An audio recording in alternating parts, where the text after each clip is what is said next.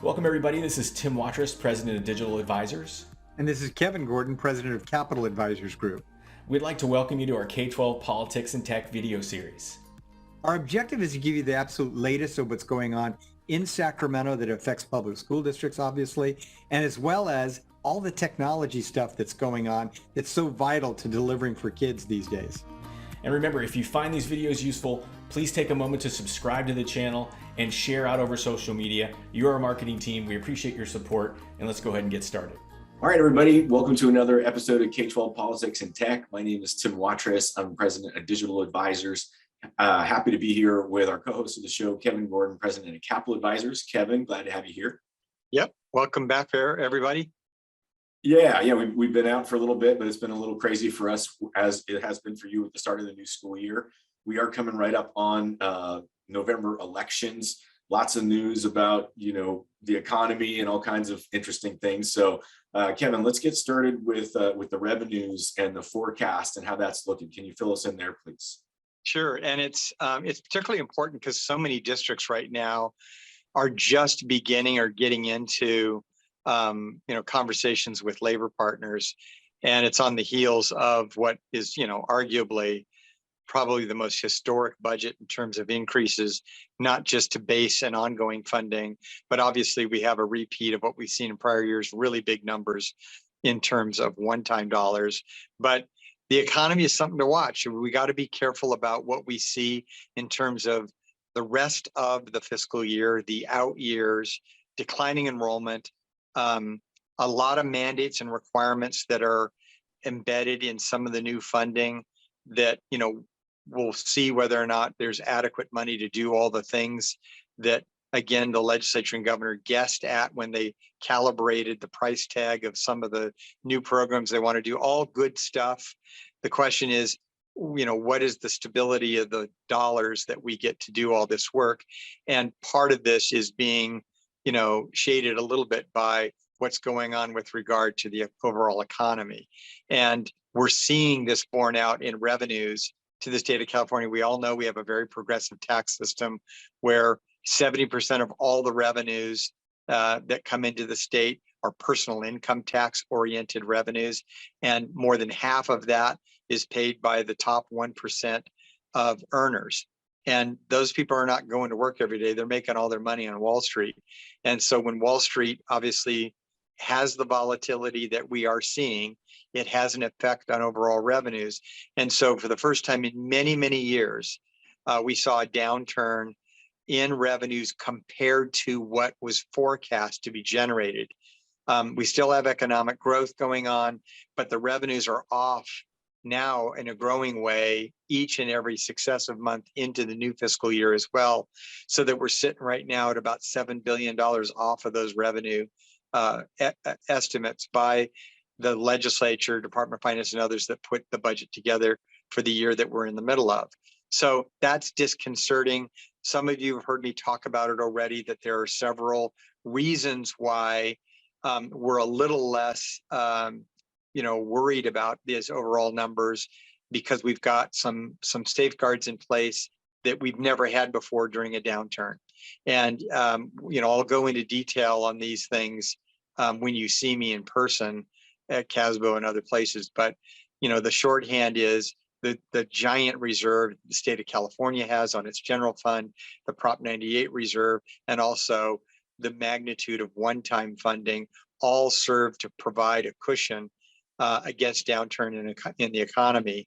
The question is how much further will we see this drop in terms of the revenue against estimates? And to be sitting at $7 billion under estimates this early in the year is a little disconcerting. So we got to watch that very carefully. Again, I think some of the main things that we want to hold on to this year that are going to be really important, which is base funding at the very least, is very likely to be stable all through the school year. And there will be some questions will be raised when we get into next year. And really what we're going to watch for, Tim, is that nonpartisan legislative analyst report, a 5-year sort of forecast that comes out on the 15th of November. People will learn about it. For those of you that are CBOs at the CASBO CBO Symposium, there'll be a lot of conversation about that. I'll definitely have my opinion of the report that they produce, and it really becomes the foundation upon which a lot of the economic factors that are considered by the Department of Finance and the governor when he puts his budget together are going to be some of the same kind of underlying indicators that we're going to see in that report. So we're going to be watching real closely for that. Real interesting. And of course, every single month, somewhere about the middle of the month, we get the data from that prior month, and we're going to continue to report on that. Okay, well, thanks so much for that, Kevin. And I guess we'll keep our eye on that and look out for that report when it comes. Obviously, there's not the greatest news in terms of revenues, but we'll see how that longer impact is going to look in mid-November timeframe. And I think perhaps we'll even do like a special episode, maybe like a webinar, where we'll have people jump on maybe later in the month, perhaps after Thanksgiving, to get people that rundown who aren't able to go to CASBO CBO. And if you are, make sure you check out Kevin's keynotes there. I think he's keynoting both days. So looking forward to learning more about that, and also just seeing how the election itself shakes out. We'll do one of these episodes after the elections and make sure we cover that for you as well. I wanted to talk obviously about something that we haven't been able to cover, we haven't been on, but it's a big news story, and that's LAUSD, second largest school district in the US, with that massive cybersecurity hack. It was all over the news. I'm sure you've heard all about it. The latest is, Carvalho's on Twitter over the weekend talking about the, information that's leaking from the hackers. Government agency CISA has stepped in to help, and their advice is don't pay hackers, which is a best practice. Although the hackers mean it when they say it. If you don't pay, they're going to leak the information, and that's what's going on. So it's not a great situation because people's social security numbers and private information is being leaked out there. And there's really nothing the district can do about that happening right now. They're just at the mercy of these hackers. They've gotten the district back up and running. They were shut down for a while, but it's a very, very painful process. Obviously, everyone who watches this broadcast desperately wants to avoid. And really the only way to avoid it is to not get hacked. One of the biggest challenges you're all facing right now is a lack of cybersecurity talent and zero cybersecurity funding coming into your school district, something you're supposed to just figure out with your general budget. And you not only have the lack of funding, but there are 700,000 available jobs open worldwide for cybersecurity professionals right now. So I will just underscore, if you have any cybersecurity resources on your staff, buy them lunch, make them real happy, and keep them in a good place, because a lot of cybersecurity folks are quitting because of burnout. It is a tough job. They're underappreciated. Folks don't really understand what they do. So make sure you give them a little extra care and attention. And if you haven't invested any of your stimulus funds, which Kevin, as we're preparing, reminded me they run out in 2024. If you're able to move your district into a more stable position in terms of cybersecurity with that funding, even though it's one time, maybe there's something you could do to get yourself in a better spot, I would definitely encourage that, because this situation isn't going to get better. Unfortunately, it's going to get a little bit tougher for you, and it definitely needs some of your attention to avoid that type of LAUSD scenario that we saw. So I'll just stop there, Kevin, to see if you had any comments, because I did have one more thing I wanted to mention on that. Yeah, no, this is a topic in almost every meeting that I'm in with superintendents about what sort of lessons learned, because every time this happens, and this comes up way more often than I think people realize. There's the campaign, the effort that's underway, and Carvalho is helping you lead it, as you mentioned, with regard to actual funding, dollars, resources for school districts to be able to deal with these challenges is going to be really important. And then, of course, I know you've talked about this. I mean, at one point, you and I had a conversation where I said, "You want to talk about cybersecurity again?" And you were like, "Yeah, we need to." And it just gets underscored, like every single time we go up on the air with this thing. We got another big example, and that's like the big kahuna, having LA Unified having the kind of challenges they've had. But the advocacy for the money, the resources for us to be able to address these issues is going to be important. And I know that you and your team, you've had, the governor's chief cybersecurity expert on your team in the past, and you've got, probably one of the most noted experts in dealing with this in the education sector. as part of your team, I want to encourage folks that are having these kinds of challenges to definitely be in touch with Tim so that, you can get some real expertise on the issue when these kinds of situations arise. Oh, thanks for that, Kevin. And yeah, I mean, obviously, we're happy to be a resource. If that's something that you need, please feel free to reach out. Happy to chat with you. I do want to talk about what you mentioned, and that is, the outcry to get the federal government to help support schools with cybersecurity funding.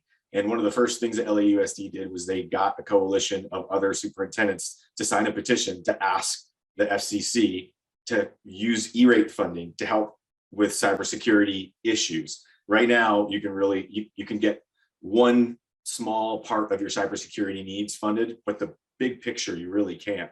So there are a lot of these requests going into the government right now. If you're talking to your local politicians, please ask them for support here, because I think if we squeak the wheel enough, we're going to see actual funding start to come our way to help deal with these cybersecurity issues. It's just too costly to not have some sort of proactive approach.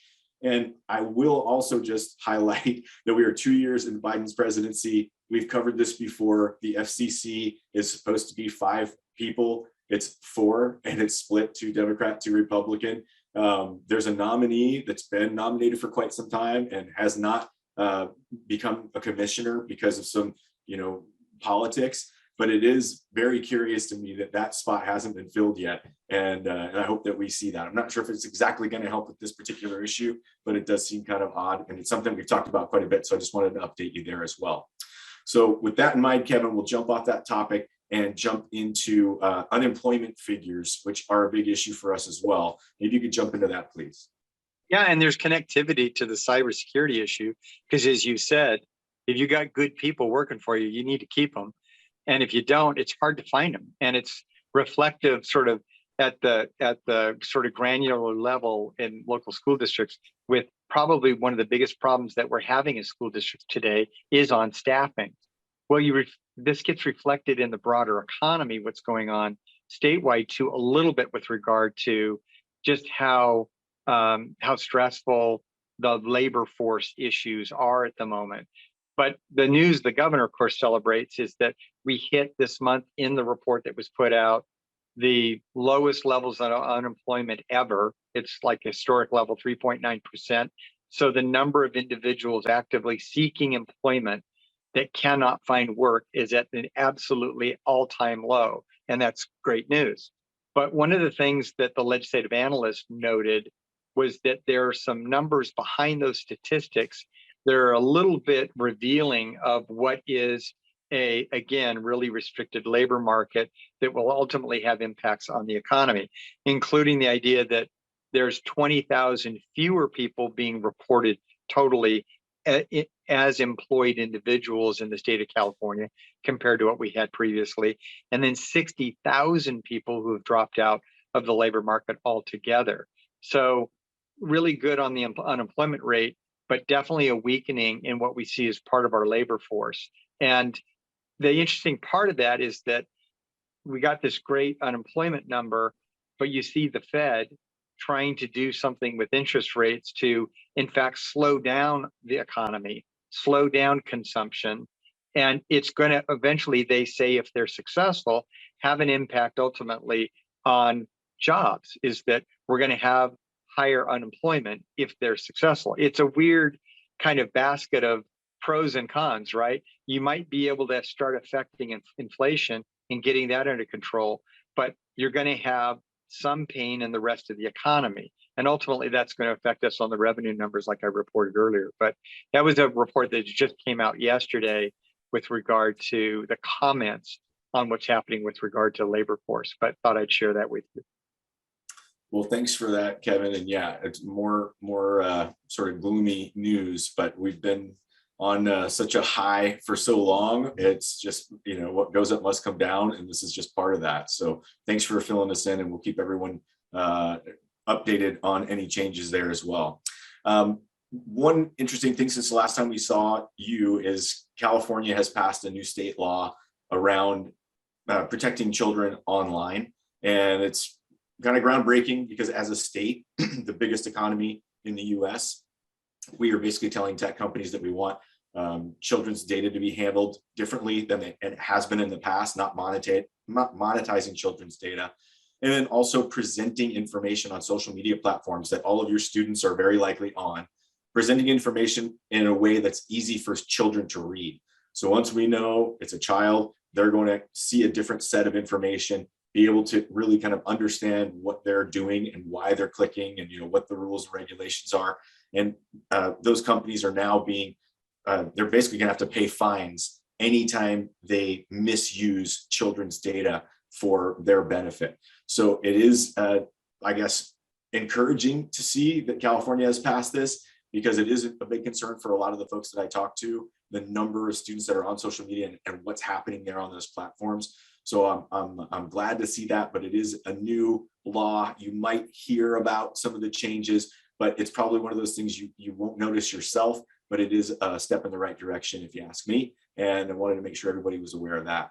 So Kevin, finally, I know there was some interesting Prop 28 and implications of Prop 28, and you had some really great advice I think people need to hear. So can you fill us in on Prop 28, what it's intended to do, and how people should be reacting to this? Yeah, well, a couple things. First of all is that the sort of the broader context is that we've got an election going on.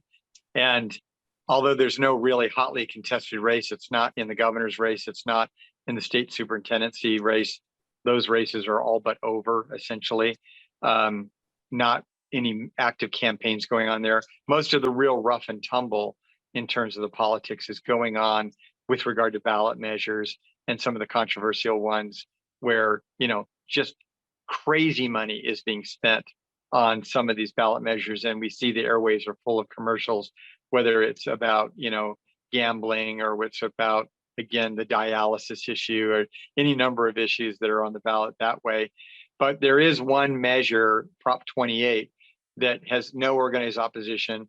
It's pretty much a freight train. I think it's going to pass without any trouble. Prop 28 is the arts and music ballot measure that Austin Butner, the immediate past superintendent of LA Unified, helped to create and bring to the ballot. And then it was written correctly, which was to say, relative to funding, which was to say, we're going to increase the Prop 98 guarantee by $1 billion, not mandate funding from the pot that already exists, but in fact, give us the extra resources to make $1 billion plus available for arts and music in the future, ongoing permanent money. Very exciting that way, but there are some warning signs there. I got to credit Mike Fine with FICMAT, who brought this up in a session I was at the city superintendent's conference. And it was something to really pay attention to. And that is that because that ongoing money, which is a great thing, does have strict language about not being allowed to supplant any existing programs, you can only supplement your art and music investments, is it has a really interesting interaction with the block grant that actually went out this year, different pot of money. You guys know there's the arts and music and instruction materials block grant that went out, only one-time money. And yes, it's staggered over like a 3-year period in terms of your ability to expend it. But the point is that that's one-time money. And if Prop 28, your access to Prop 98, $28 is going to be predicated on sort of what that spending level has been in your district already, it's going to be a problem. You cannot, supplant, you've got to supplement. And the point is that if you're using block grant money this year for arts and music, that's one-time money, you're going to be in this trap where you have to maintain that level of funding on arts and music in order for you to take advantage of that Prop 28 money. So if you are making investments in art and music this year that are new, you might think about shifting the characteristic of that money, at least at mid-year, to something else. Or what we've been advising, the art, music, instruction materials block grant of one-time money could also be used on STIRS and PERS and other operational expenditures, which is what we were recommending you do with that. And then to the arts and music communities that you have, the message is, look at, if we're smart about this, we won't over-obligate the district, jeopardizing what we could have in terms of ongoing permanent funding for art and music in the future. Let's make sure to do this smart and not do any big investments in the current year. Let's wait till next year or the year after, and we can have a combination of both that Prop 28 money and some of this one-time money that we got in the block grant to help with arts and music. But you got to be really, really careful about how you approach that in the current year. So just wanted to put out that caution. Yeah, well, thanks for sharing that, Kevin. I'm sure there's a lot of folks that have plans to spend that money this year, and just pointing out the fact that that could have some big implications on them moving forward. Really appreciate you bringing that up, and great being with you again here. Missed recording these. I think we're going to get back into the swing of things probably every couple of weeks, jumping on with an update, and definitely looking forward to the next one with you. So thanks for jumping on, and we'll be chatting with you soon. Thanks a lot, Tim. And we'll get into a regular cadence when the new 2-year session starts up. But yeah, we are going to do a few more of these broadcasts between now and the end of the year. So looking forward to working with you on that, Tim. Wonderful. All right. Thanks, Kevin. Take care. Yeah. Bye-bye. So thanks again for joining us for another week of this broadcast. And I just want to take a moment to remind you, if you haven't already, please subscribe to our channel and share this out over social media. Again, you're our marketing team. I'll also finish by saying, if you have some questions, please send them our way. We'd be happy to address them on a future broadcast. So with that, thanks everybody, and we'll talk soon.